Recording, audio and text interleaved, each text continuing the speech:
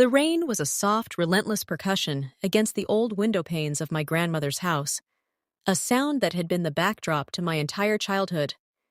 It was a gentle, hypnotic rhythm that smelled of wet earth, blooming roses, and the sweet, dusty scent of nostalgia. I was curled up in the worn floral armchair in the sunroom, the one with the permanent indentation shaped perfectly to my body from thousands of hours spent reading here as a girl.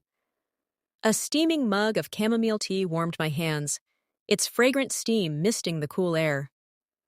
Across the room, my grandmother, Rose, was dozing lightly in her recliner, her knitting resting in her lap, her breathing as soft and steady as the rain. I was here for my weekly visit, a ritual I cherished more than anything. But today felt different, heavier. It was the 1-year anniversary of Grandpa Joe's passing, and the house seemed to hold its breath, saturated with the silence he had left behind. The cheerful ticking of the grandfather clock in the hall felt less like a measure of time and more like a countdown to nothing. To fill the oppressive quiet, I had knelt down and pulled a heavy, leather-bound photo album from the bottom of the bookshelf. Its deep burgundy cover was embossed with the single, elegant word, memories. My husband, Daniel, had wanted to come with me. He always did. His affection for my grandmother was genuine and deep. But a last-minute work crisis had kept him in the city. "Give Rose a giant hug for me, and tell her I'll bring her that dark chocolate she loves on Sunday," he'd said, his voice a warm, reassuring balm over the phone. "I love you, Clara." That was Daniel. Thoughtful, dependable, the steady, unwavering anchor in my life. We had a life that felt like a quiet, beautiful dream, the kind you read about in novels but never expect to inhabit. A loving marriage of 10 years, a cozy home filled with books and laughter, a shared future that stretched out before us like a calm, sunlit sea. I often felt a sense of profound, almost fearful gratitude for him. He had come into my life when I was adrift, and with his quiet strength, he had built a harbor for me. I smiled, the thought of him a small, warm sunbeam in the gloomy room, as I opened the album. The thick black pages were covered with a protective plastic film that had yellowed over the decades, casting a sepia tone over forgotten family picnics, awkward school photos, and a parade of Christmases past. There was my mother in the 80s, sporting a perm so terrible it was magnificent. There was my uncle as a lanky, brooding teenager trying to look cool for the camera. I turned a page, and my heart gave a familiar, bittersweet pang. The entire page was dedicated to my 8th birthday party. There I was, a gap-toothed girl with unruly pigtails, beaming with pure joy, surrounded by a gaggle of friends in the sprawling backyard of this very house. And standing right next to me, his arm slung around my shoulder in a gesture of pure childhood camaraderie, was him, Leo. His hair was a little lighter than I remembered, sun-bleached from a summer spent almost entirely outdoors. He had a constellation of freckles across his nose that he despised, but I found charming, and a mischievous, lopsided grin that could charm the birds from the trees. He was wearing a faded blue t-shirt with a cracked rocket ship graphic on it. It was Leo. My Leo. My childhood best friend. The other half of my soul from the age of 6 until the day he vanished. He had lived 2 houses down, in the little blue house with the big oak tree in the front yard. We were inseparable, a unit of 2 against the world. We buried a time capsule filled with our most prized possessions, a shiny rock, a bottle cap, a Star Wars action figure, under that oak tree. We built sprawling, elaborate forts in the woods behind our houses. We swore a blood oath, pricking our fingers with a safety pin, to be best friends forever, no matter what. Then, one crisp autumn evening, when I was 10, he was gone. I came home from school to find a moving truck parked in his driveway. His house was empty, my world tilted on its axis. My mother explained that his father had been transferred for work, that it had all happened very suddenly. There was no goodbye, no forwarding address, no final adventure. He just evaporated from my life, leaving a hole that, if I was honest with myself, had never truly healed. For years, I secretly believed he would come back. He never did. I traced the outline of his small, happy face in the photograph, a ghost from a past life. My finger paused on his mouth. His smile. That specific, lopsided, heart-melting grin. The way one corner of his mouth quirked up just a little higher than the other.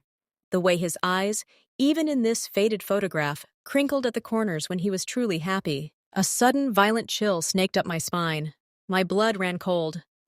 I knew that smile. I saw it every morning across the breakfast table as he read the newspaper. I kissed it goodnight every evening before I drifted off to sleep. It was Daniel's smile. My hands started to tremble, the heavy page shaking. It was impossible. A trick of the light, a figment of my nostalgic imagination. I brought the photo closer, my heart beginning to hammer against my ribs. It wasn't just the smile. The boy's face was rounder, younger. But the underlying bone structure, the high cheekbones, the distinctive shape of his eyes, the gentle curve of his brow, it was all there. It was undeniably, terrifyingly, a photograph of my husband as a child. Daniel standing next to me 30 years ago in my grandmother's backyard. Daniel, my Daniel, who had told me, with tears in his beautiful eyes, that he grew up an orphan, that he'd been raised in a series of dreary, underfunded state-run facilities in Oregon, on the other side of the country. Daniel, who had no family, no childhood photos, no stories of his past because, he said, it was too painful to even speak of. My life began the day I met you, Clara, he'd told me once, his voice thick with an emotion so profound it had made me weep. Everything before you was just gray. You brought the color. A cold dread, heavy and suffocating as a lead blanket, began to settle in my chest. This wasn't a coincidence. This wasn't a case of doppelgangers. This was a lie. A deep, foundational lie that threatened to shatter the very reality of my existence. My perfect, quiet dream was beginning to feel like a nightmare, and I had just woken up. When I got home that evening, the house felt different. The familiar comfort was gone, replaced by a tense, alien silence that seemed to mock the cozy life I thought I had. The scent of rosemary and garlic wafted from the kitchen. Daniel was humming, a cheerful off-key tune, as he chopped vegetables for dinner. He turned when I came in, his face breaking into that beautiful, lopsided smile. Leo's smile. "Hey, you," he said, wiping his hands on a towel and wrapping me in a hug. His arms felt strong and familiar, but my body went rigid. "How's Grandma Rose? Did you have a good visit?" I stiffened in his arms, an involuntary betrayal. He pulled back immediately, his brow furrowed with genuine concern. "Clara? What's wrong? You're as pale as a ghost. Are you feeling okay?" I couldn't form the words. My throat felt like it was full of sand. I just opened my purse and pulled out the photograph I had carefully, surgically pried from the album's page. My hand was shaking so violently I could barely hold it steady as I held it out to him. "I found this at my grandma's house today," I said, my voice a thin, reedy whisper.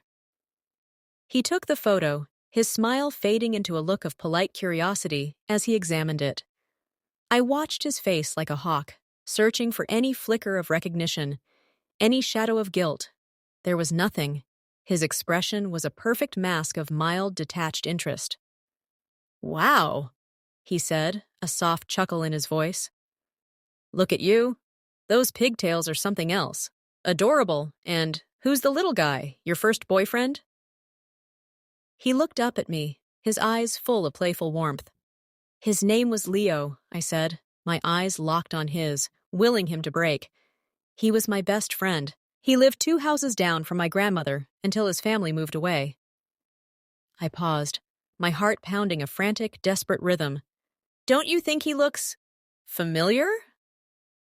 Daniel glanced at the photo again, holding it closer for a moment, then back at me. He shrugged, a casual, dismissive gesture that made my stomach clench. "I mean, I guess there's a slight resemblance, if you squint. It's funny how kids can look alike sometimes. So I'm making that pasta you love. Sound good?" He turned back to the cutting board as if the conversation was utterly insignificant, as if I hadn't just shown him a picture of his own face from a past he claimed not to have. It was the most masterful, terrifying display of gaslighting I had ever witnessed. He was treating my dawning horror as a silly fantasy, but I had seen it. In the split second before his mask of indifference fell perfectly into place, I had seen a flicker of pure, ice-cold panic in his eyes, a primal fear, he knew. That night, I lay awake in our bed, a chasm of cold sheets between us. I listened to the steady, even rhythm of his breathing, a sound that had lulled me to sleep for a decade. Now, it sounded like the breathing of a stranger, a monster. Every memory we had shared began to curdle in my mind. Our first date, where he'd charmed me with stories of his fictional Oregon upbringing. Our wedding, where he'd wept as he said his vows, claiming I was the only family he'd ever known. The nights we'd spent planning our future. Was it all a performance? A meticulously crafted fiction? Who was he? And the most chilling question of all, what had happened to the real Leo? The next few days were a quiet, agonizing torture. I moved through my life like an automaton, a smiling, hollowed-out version of myself. I went to work. I made small talk. I pretended everything was normal, while a silent scream was building inside me. I needed proof. I needed to understand the truth, no matter how much it might destroy me. My investigation began where the story ended. Harmony Creek, my sleepy, forgotten hometown.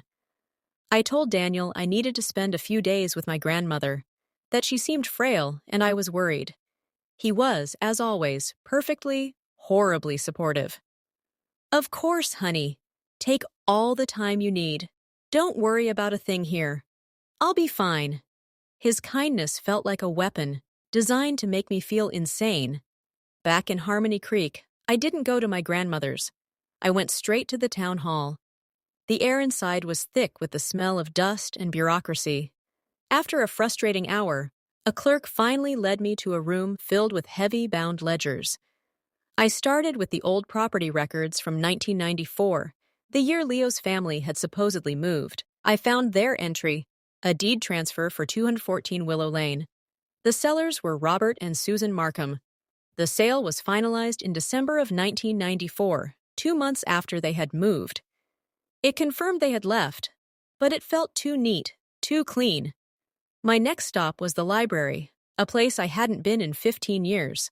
The librarian, a woman with kind eyes and a name tag that read Mildred, helped me set up the microfiche machine. I scrolled through the archives of the Harmony Creek Herald from that autumn. Page after page of town council meetings and high school football scores blurred before my eyes. My hope began to dwindle. Maybe I was crazy. Maybe it was all in my head. And then I found it. It wasn't a headline. It was a small 2-paragraph article tucked away at the bottom of page 3B, dated October 28, 1994. The headline read, "Local boy presumed drowned in boating accident." My blood turned to ice. My hands trembled as I zoomed in, the words swimming into focus. 10-year-old Leo Markham, son of Robert and Susan Markham, is missing and presumed drowned after a small fishing boat capsized during a sudden squall on Blackwood Lake late yesterday evening. The body of his father, Robert Markham, was recovered by search teams this morning. The boy remains missing, swept away by the strong current. An extensive search is ongoing, but officials are not optimistic. The family, who were new to the area, were reportedly on a final fishing trip before a planned move out of state. I fell back in my chair, a strangled sob escaping my lips. The room spun. Leo hadn't moved away. Leo was dead. His father was dead. And my husband, the man I loved, the man I had built a life with, was walking around with his face. The pieces started to click into place, forming a picture so monstrous I could barely look at it. Daniel wasn't Leo. He couldn't be. He had stolen Leo's identity, but who was he? Why would he do it? My mind raced, trying to find a logical path through the horror. Before I left town, I drove down Willow Lane on a morbid impulse. I stopped in front of the little blue house. It was a different color now, a pale yellow. An elderly woman was watering her hydrangeas in the front yard. It was Mrs. Gable. She had been our neighbor, a notorious gossip but a kind soul. I got out of the car. "Mrs. Gable?" I asked. She peered at me over her glasses. "Clara? Clara Peterson? Good heavens, child, look at you. All grown up." We made small talk for a few minutes before I found the courage to ask. I was just thinking about the family who used to live here, I said, trying to sound casual. The Markhams. Her cheerful expression immediately clouded over. Oh, that awful business. Such a tragedy. We never did like him, you know. Robert Markham. A strange man. Kept to himself, very secretive. And that poor little boy, Leo. Sweet as could be, but always looked so haunted, like a little ghost. And the mother, Susan, she just vanished after it happened. Never came back for their things, just disappeared. The whole town always whispered about it. It never felt right. Haunted, secretive, vanished. The story was getting darker with every detail. When I got back to our house in the city, I knew what I had to do. Daniel was away on a 2-day business trip to Chicago, his first since my discovery.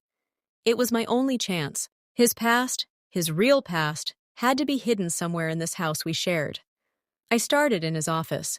He had a large antique wooden desk, and the bottom right drawer was always kept locked. He'd told me it just held old, boring tax documents. I'd never had a reason to question him. Now, that locked drawer felt like the door to a crypt. My hands slick with sweat, I found a crowbar in the garage. The sound of the wood splintering as I pried the drawer open echoed like a gunshot in the silent house. It wasn't filled with tax documents. It was filled with a life, a different life. There was a worn, faded birth certificate for a boy named Jacob Finch, a tattered report card from a rough inner-city school in Philadelphia, and at the bottom of the drawer, a small, rusted metal lockbox. My heart hammered against my ribs. With trembling fingers, I lifted it out. It was heavy. It took me half an hour of frantic work with a hammer and screwdriver to break the cheap lock. When it finally sprang open, the contents spilled out onto the floor, and my world ended for the second time. Inside was a small, laminated library card with a smudged photo of a young boy with dark, haunted eyes and a bruised cheek. The name on the card was Jacob Finch. There was also a series of yellowed newspaper clippings, all from Philadelphia, all detailing a horrific, brutal story of child abuse and neglect at the hands of his parents. The story culminated in a house fire, one that authorities deemed suspicious. The parents were arrested. The final article mentioned their 12-year-old son Jacob had run away from his foster home shortly after and was never seen again. And underneath it all, there was one more item. A single folded newspaper clipping, worn and soft from being handled countless times. It was the article from the Harmony Creek Herald. The one about Leo Markham, the boy presumed drowned. He had planned it. He had run away from a life of unimaginable horror and, in a stroke of desperate genius, found a way to be reborn. He had found the story of a lost boy, a boy with no body, a boy whose identity was an empty vessel waiting to be filled. He had become Leo Markham. Then, somewhere along the way, he had shed that skin too, becoming Daniel Sterling, a cleaner, more anonymous name. He had built a new man from the ashes of 2 broken boys. When Daniel came home the next evening, I was waiting for him in the living room. The contents of the lockbox were spread out on the coffee table like a silent, damning indictment. He walked in, smiling, holding a bouquet of my favorite lilies. "I'm home," he said. And then he saw the table. The smile vanished. The color drained from his face. The flowers slipped from his hand, scattering across the hardwood floor. The mask was finally, irrevocably gone. In its place was the face of a terrified, cornered boy. Jacob Finch. "Clara," he whispered, his voice a choked, broken sound. "Who are you?" I asked, my own voice flat and dead, devoid of all emotion. He sank onto the sofa, his head in his hands, and for the first time in our 10 years of marriage, he told me the truth. It came out in a torrent of pain and shame, the story of Jacob. He told me about the beatings, the hunger, the nights spent locked in a closet.